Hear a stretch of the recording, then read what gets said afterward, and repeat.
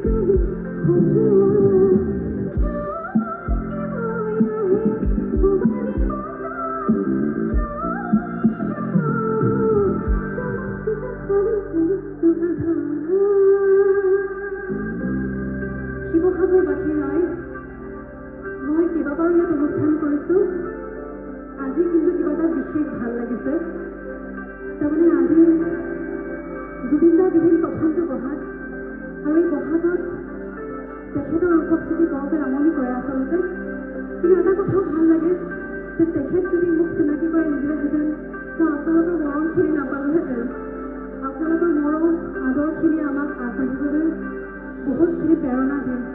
গতিকে এই গীতটি মোৰ কাৰণে বহুত বিশেষ মঞ্চত মই গাবলৈ পাইছোঁ। মোৰ খুব ভাল লাগিছে। পুনৰবাৰ মই গাব বিচাৰিছোঁ, একেলগে গাব বিচাৰিছোঁ। প্ৰত্যেকজন দৰ্শক যিসকলে গীতটি শুনিছে, আমি এবাৰ একেলগে ডাঙৰকৈ গাওঁ।